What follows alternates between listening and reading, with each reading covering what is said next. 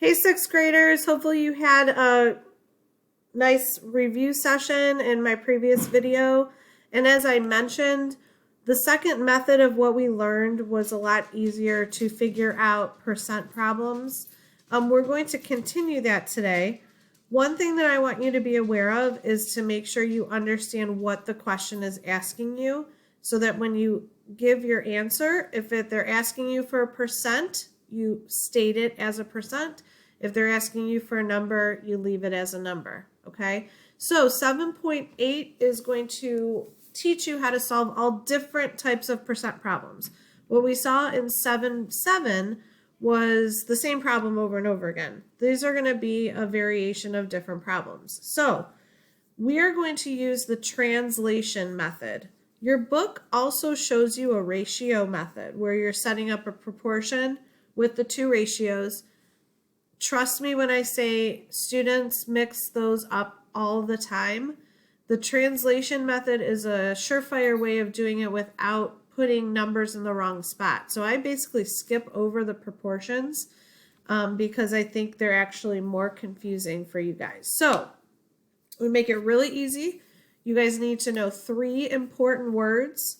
And just so you know, we continue this type of problem solving throughout the rest of your math career in 7th and 8th grade next year and the following year. And you'll probably see a lot of this in high school and going forward as well. So it's really important to understand what these words mean. So we have 3 important words that we're going to use for translation. The first is of. Anytime you see of in math, that means we're talking about multiplication. Anytime you see the word is, that means equal. We've known that for a very long time, right? And then the last word is, if you see the word what, that's always what we're looking for. In other words, our variable, and usually we call it x. So let's go ahead and get into a couple problems here. We're going to use the translation method. Like I said, your book shows you 2 different ways. The proportion method, which is extremely confusing for a lot of students, and then the translation method, which should be a little bit easier. Okay, so the question is asking 35 is 28% of what number?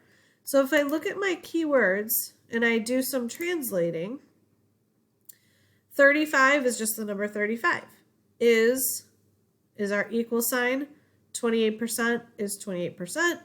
Of is multiplication. And what number? They use n. You can use x. You can use any variable that you want. Okay, we're going to now clean this up and make it look a little bit more algebraic. So the first step in doing that, anytime you have a percent, you're going to want to change it to a decimal. So if I have 28%, I move my decimal spot over 2 to the left, and it becomes 0.28. Okay, now if I make it algebraic, cover up this bottom part right here for a second. It would be 0.28n, right? To solve for n, we're going to divide both sides by 0.28. And I'll tell you what, since you're at home and I'm being nice, you can use a calculator. If you take 35 divided by 0.28, you will get your answer of 125. Okay, so what this is saying is 28% of 125 gives us 35. Our answer is 125. It's not asking for a percent, so don't make it a percent. It's asking just for a number, so you leave it as is. All right, next one. What percent, keyword there, percent, what percent of 9 is 18? So we're going to set this up. We're going to translate, like I said. What percent is going to be your variable? Of is going to be multiplication. 9 is just a 9. And then is 18. Is means our equal sign. Now, I'm not sure why, but the book has it backwards. I would have just done 9 or n times 9 equals 18, but either way, it's the same thing. Okay, we're going to divide both sides by n. I'm sorry, by 9, so we get n by itself, and we get the answer of 2. Now, we're not done with this problem because it's asking us what percent. This is just a number. We now have to change this into a percent. So if you recall, when you have a number, you have to move it to the decimal point 2 spots to the right. So we're going to move it 2 spots this way, and we end up with 200%. So this is our final answer, n equals 200%.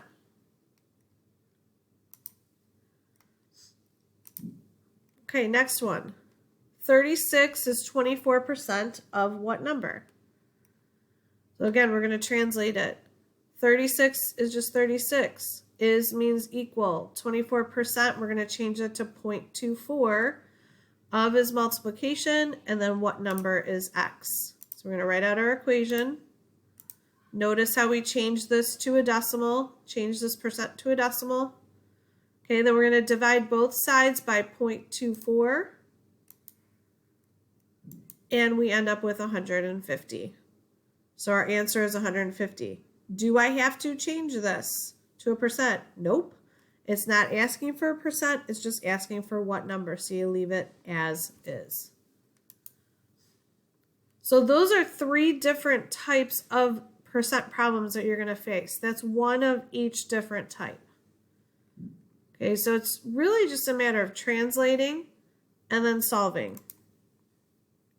Okay, let's take a look at this. What percent of 6 is 36? Again, remember, it's asking what percent. So when we're done, we have to change our answer to a percent. Okay, so we have 36. They're doing, again, they did it backwards. 36 is what percent of multiply 6? We're going to divide both sides by 6, and we end up with n equals 6. We are not done, though, because we need to change this to a percentage. Okay? So we're going to move, our original decimal point is right behind or right next to the 6 to the right.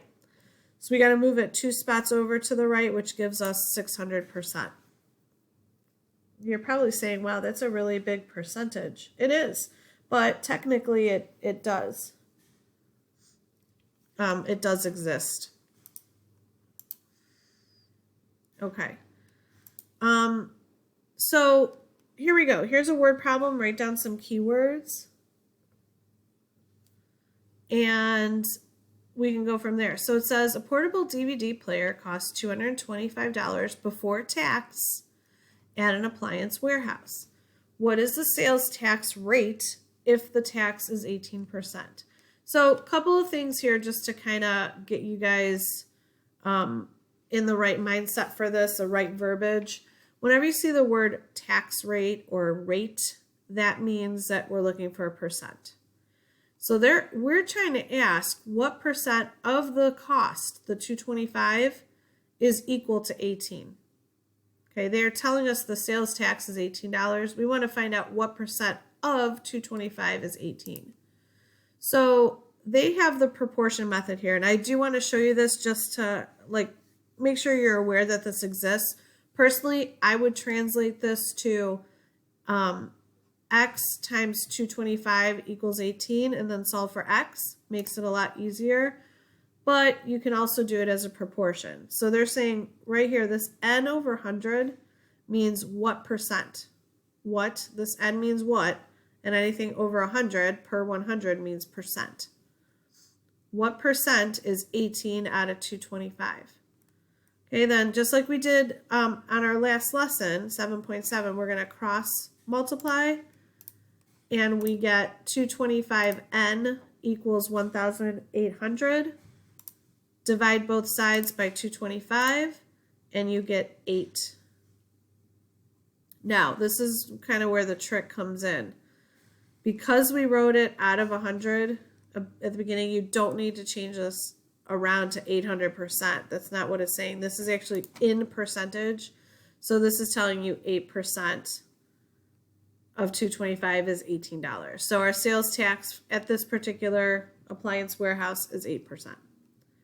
Again, I would personally translate it. That's just my opinion, but I wanted to show you the other option.